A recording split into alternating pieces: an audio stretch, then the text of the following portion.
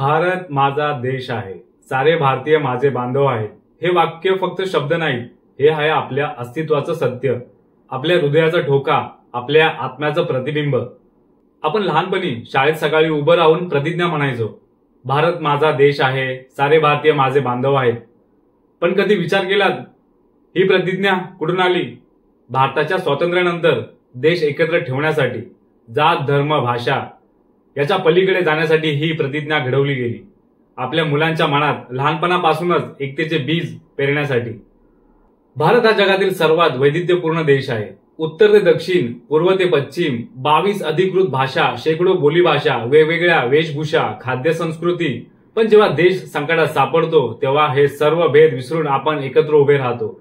कारगिलच्या रणांगणात मराठा, शीख, गढवाली, राजपूत सगळे भारतीय म्हणून लढले. 2004च्या सुनामीत, 2013च्या उत्तराखंड पुरात किंवा 2020च्या महामारीत जात धर्म न पाहता मदतीचा हात पुढे झाला. एकदा 1942 मध्ये भारत छोडो आंदोलनात मुंबईतील एका शाळेत मुलं प्रतिज्ञा म्हणत होती.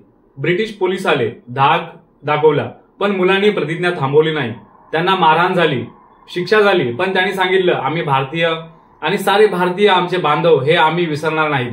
हीच ती ताकद जी गुलाम भारताच्या स्वातंत्र्यापर्यंत घेऊन आली. आज आपल्याला शत्रू फक्त सीमेवर नाहीत, आज आपले शत्रू आहेत जातीय वाद, धार्मिक दंगली, प्रादेशिक भेदभाव आणि सोशल मीडियावर पसरत असलेले द्वेष. या वाईट गोष्टींना थांबवायचं असेल तर या वाक्याचा अर्थ फक्त म्हणायचा नाही तर जगायचा आहे. आपण रस्त्यावर एखाद्याला अडचणीत पाहिलं तर त्याची जात विचारण्याआधी मदत करावी. मतदान करताना जाती पंथ नव्हे तर चांगल्या नेत्याला मत द्यावं. आपल्या भाषेचा अभिमान ठेवावा, पण दुसऱ्याच्या भाषेचा अपमान करू नये. मित्रांनो, भारत हा फक्त भूभाग नाही, भारत म्हणजे आपण, मी, तुम्ही आणि आपल्या आजूबाजूचे प्रत्येक नागरिक. जर आपण सारे भारतीय बांधव म्हणून राहिलो तर कोणतीही ताकद आपल्याला हरू शकत नाही. चला आज पुन्हा एकदा मनापासून प्रतिज्ञा करू, भारत माझा देश आहे, सारे भारतीय माझे बांधव आहेत आणि मी माझ्या देशाचा गौरव वाढवण्यासाठी सर्वतोपरी प्रयत्न करेन. 15 ऑगस्ट 1947 लाल किल्ल्यावर नेहरूजींचं भाषण होतं आणि झेंडा फडकवतात. 26 जानेवारी 1950 संविधान लागू होतं आणि डॉक्टर बाबासाहेब आंबेडकर यांचं संविधान सभा होते. संविधान म्हणजे कायदा आणि हक्क जे देशाला दिशा देतात. झेंडा म्हणजे भावना आणि एकता जे देशाला बांधून ठेवतात. भारताचे सर्व पंतप्रधान आणि त्यांचे योगदान.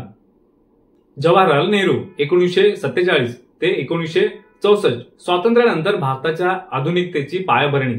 IIT, IIM, भाकरा नांगल सारखी मोठी प्रकल्प. परराष्ट्र धोरणात गटनिरपेक्ष चळवळीचे संस्थापक सदस्य. यांच्यावर सातत्याने टीका होते ही भारत चीन युद्धातील तयारीचा अभाव. गुलजारीलाल नंदा 1964-1966 कार्यवाह पंतप्रधान. अल्पकाल कार्यवाह म्हणून काम केलंय. स्तरीय राखण्यावर भर दिलाय. लाल बहादूर शास्त्री 1964 ते 1966 जय जवान जय किसान. अन्न व लष्कर दोन्ही बळकट केले. 1965चे भारत पाक युद्धातील नेतृत्व केले. हरित क्रांतीची सुरुवात केली. इंदिरा गांधी 1966-1977 1980 ते 1984 बँकेचे राष्ट्रीयकरण केले. 1971 मध्ये बांगलादेश मुक्ती संग्राम, पाकिस्तानवर विजय, आणीबाणी. 1975-77 मध्ये गरिबी हटाओ अभियान. मोरारजी देसाई 1977 ते 1979 पहिली गैर काँग्रेस सरकार, प्रेस सेन्सॉरशिप हटवली. परराष्ट्र धोरणात अनुनीतीचे पालन केले. 6 चरण सिंह 1979 ते 1980 शेतकरी हक्कांचे पुरस्कर्ते, अल्पकाल पंतप्रधान होते. राजीव गांधी 1984 ते 1989 संगणक आणि दूरसंचार क्रांतीची सुरुवात केली. 18 वर्षावरील मतदानाचा हक्क केला. विश्वनाथ प्रताप सिंह 1979 ते 1990 मंडल आयोगाची अंमलबजावणी, ओबीसी आरक्षण, भ्रष्टाचार विरोधात लढा दिला. चंद्रशेखर 1990 ते 1991 आर्थिक संकटाचा कार्यकाळ, सोनं गहाण ठेवून परकीय चलन उभारणी. PV नरसिंह राव 1991 ते 1996 आर्थिक उदारीकरणाची सुरुवात, परराष्ट्र गुंतवणुकीला दार उघडली. IT क्षेत्राची पायाभरणी. अटल बिहारी वाजपेयी 1996, 1998, 2004 पोखरण 2 अणुचाचण्या. दिल्ली लाहोर बस सेवा, गोल्डन क्वाड्रिलॅटरल हायवे प्रकल्प. HD देवेगौडा 1996 ते 1997 ग्रामीण विकासावर भर दिला. इंदर कुमार गुजराल 1997 ते 1998 गुजराल सिद्धांत, शेजारी देशांसोबत चांगले संबंध.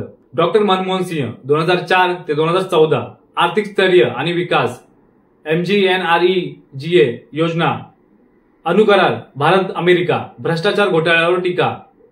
15व्या पंतप्रधान नरेंद्र मोदी 2014 ते आजपर्यंत make in India, digital India, startup India, स्वच्छ भारत अभियान, GST अंमलबजावणी, पायाभूत सुविधा विकास, राम मंदिर. मित्रांनो, माझ्या हातामध्ये आहे भारतीय संविधानचं बुक. जरी कोणी पाहिलं नसेल तर त्यांच्यासाठी मी ही व्हिडिओ बनवत आहे. हे आहे आपल्या भारताचं भारतीय संविधान बुक.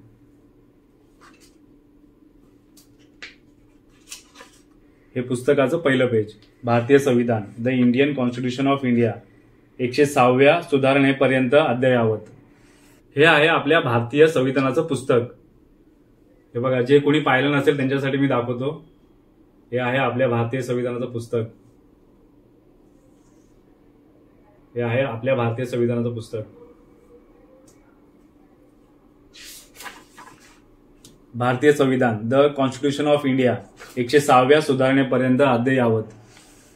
संविधानाच्या अनुच्छेद 139 क, 302 अ, 332 अ आणि 334 अ ची सुधारणा.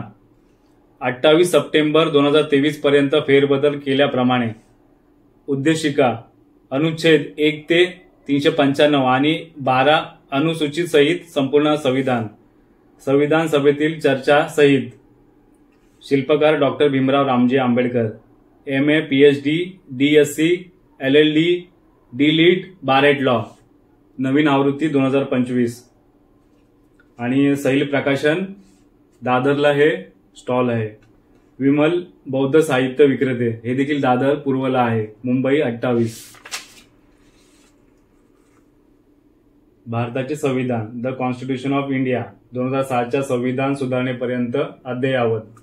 शिल्पकार डॉक्टर बाबासाहेब आंबेडकर. प्रकाशन व मुद्रक आहेत साहिल प्रकाशन आणि विमल बौद्ध साहित्य विक्रेते. आवृत्ती 14 एप्रिल 2025. मुद्रण निधी prints, Mumbai. Typesetting matrix computers, Dadar, Mumbai. मूल्य 500 रुपये. महत्वाचे, ही आवृत्ती सर्वसामान्य नागरिकांसाठी व अभ्यासकांसाठी उपलब्ध केली आहे. भारताचे संविधान प्रत्येक घरात पोहोचवावे व ते वाचले जावे याकरिता ज्ञानी विद्वान नागरिकांनी प्रयत्न करावे. विद्यार्थ्यांना व ग्रामीण भागात राहणाऱ्या नागरिकांना विकत घेणे शक्य व्हावे म्हणून कमीत कमी किमतीत उपलब्ध करून देणे आहे. कोणत्याही भागाविषयी शंका असल्यास कॉन्स्टिट्यूशन ऑफ इंडियाच्या मूळ इंग्रजी हिंदी प्रतीचा आधार घ्यावा. हे होतं आपल्या भारतीय संविधानाचं पुस्तक. तर इथं आहे भारतीय संविधान आणि उद्देशिका. आम्ही भारताचे लोक, भारताचे एक सार्वभौम समाजवादी उद्देशिका, धर्मनिरपेक्ष लोकशाही गणराज्य घडवण्याच्या व त्याच्या सर्व नागरिकांस सामाजिक, आर्थिक व राजनैतिक न्याय, विचार, अभिव्यक्ती, विश्वास, श्रद्धा व उपासना यांचे स्वतंत्र दर्जाची व संधीची समानता निश्चितपणे प्राप्त करून देण्याचा आणि त्या सर्वांमध्ये व्यक्तीची प्रतिष्ठा व राष्ट्राची एकता आणि एकात्मता याचे आश्वासन देणारी बंधुता प्रतिवर्धित करण्याचा गांभीर्यपूर्वक निर्धार करून आमच्या संविधान सभेत आज दिनांक 26 नोव्हेंबर 1949 रोजी याद्वारे हे संविधान अंगीकृत आणि अधिनियमित करून स्वतःप्रत अर्पण करीत आहेत. जर कुणालाही ह्यातले पुढचे काही भाग करावे असतील तर मला कमेंट्समध्ये सांगा, मी तुम्हाला सांगेन. तर आपल्या चॅनलला, सुबोध कांबळे युट्यूब चॅनलला जॉईन बटन मिळालेलं आहे. अन्न, वस्त्र, निवारा, मानवाच्या मूलभूत गरजा, हे मी 3 बटन ठेवलेले आहेत. तर कुणीही मला सुपर चॅट, सुपर थँक्स कुणीही करू शकतं मला. तर व्हिडिओ कशी वाटली नक्की सांगा मला. आणि हो, सबस्क्राईबच्या बाजूला एक नोटिफिकेशन बेल असतं, ते नोटिफिकेशन ऑन ठेवा, म्हणजे येणाऱ्या संपूर्ण व्हिडिओ तुम्हाला नोटिफिकेशनद्वारे पाहता येतील. तर भेटूया पुढच्या व्हिडिओमध्ये. धन्यवाद.